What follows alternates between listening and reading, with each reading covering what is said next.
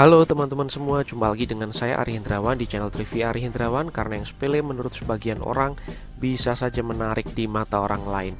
Geram sekali rasanya hari Minggu bangun pagi-pagi kemudian melihat berita bahwa satu lagi menteri di era pemerintahan Joko Widodo dan Ma'ruf Amin ditetapkan sebagai tersangka oleh KPK karena kasus korupsi, yaitu Menteri Sosial Juliari Batubara yang diduga menerima uang korupsi suap senilai 17 miliar. Nah, di sini Menteri Sosial Juliari Peter Batubara diduga menerima uang total 17 miliar dari dua pelaksanaan paket bantuan sosial atau bansos berupa sembako untuk penanganan COVID-19.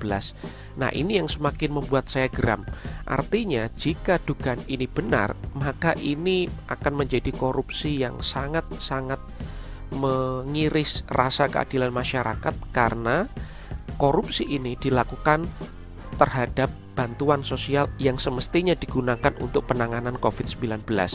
Di sini pengadaan bantuan sosial untuk penanganan COVID-19 berupa paket sembako di Kementerian Sosial Republik Indonesia tahun 2020 memiliki nilai sekitar 5,9 triliun dengan total 272 kontrak dan dilaksanakan dalam 2 periode.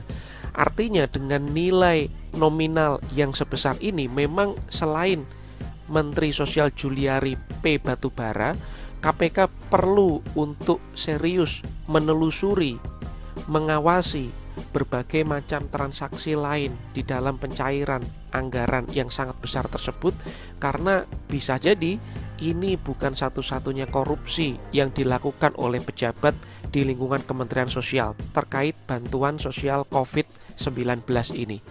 Selanjutnya, KPK juga menyebut bahwa korupsi tersebut dilakukan oleh Menteri Sosial Juliari P. Batubara yang digunakan untuk membayar berbagai keperluan pribadi. Ya, lagi-lagi di sini ada keterangan untuk membayar keperluan pribadi JPB. JPB itu adalah inisial dari Juliari P. Batubara.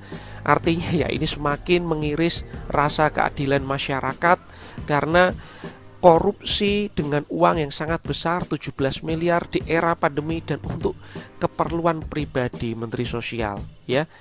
Walaupun ini masih sebatas dugaan dan kita menghormati asas praduga tidak bersalah, tetapi jika ini benar lagi-lagi ini sangat-sangat mengiris rasa keadilan masyarakat. Ngapain sih korupsi 17 miliar di masa pandemi ini untuk keperluan pribadi?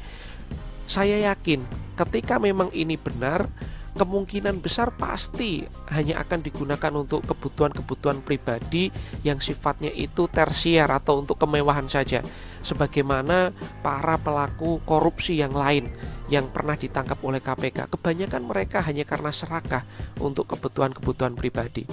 Nah, teman-teman, jika kita mencermati profil Mensos Juliari P. Batubara ini, track recordnya sebelumnya beliau menjabat sebagai Wakil Ketua DPR di bidang kerjasama antar parlemen atau BKSAP DPR, dan sebelumnya juga beliau meniti karir di bidang swasta. Artinya sebenarnya secara ekonomi beliau bukan orang yang kurang, beliau orang yang berada, ya. Tetapi ya lagi-lagi jika dihadapkan pada kebutuhan tersier maka kepuasan manusia tidak akan pernah habis, ya.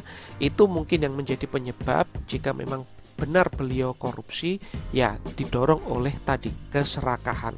Kemudian yang berikutnya, setelah ditetapkan sebagai tersangka, akhirnya beliau tiba di KPK menyerahkan diri pukul 2.50 ya pagi hari, masuk ke pintu gedung KPK.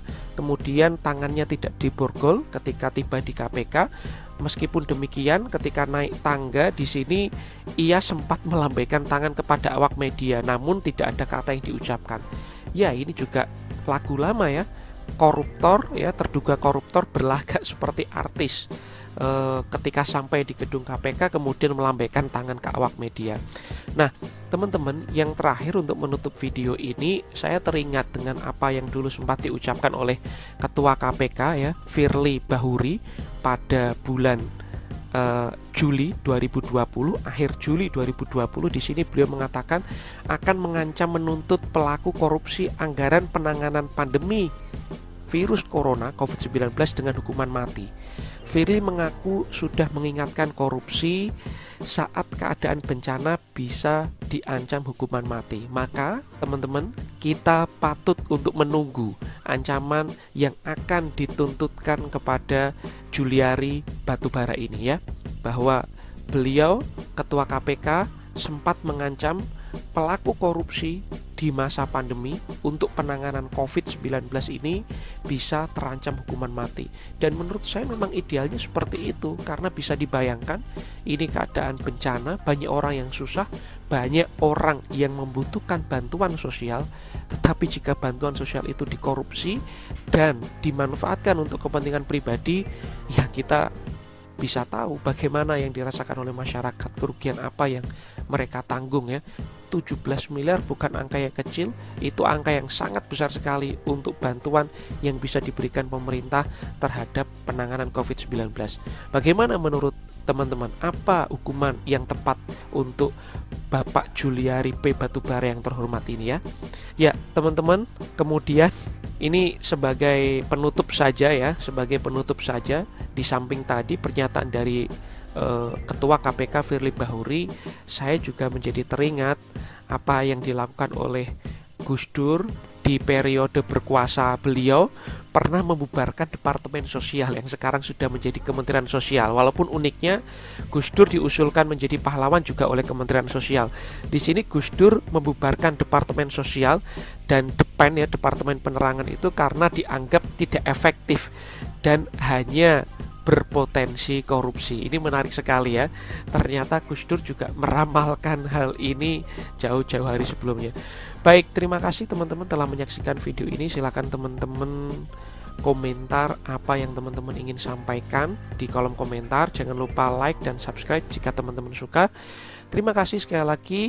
Sampai jumpa. Ciao.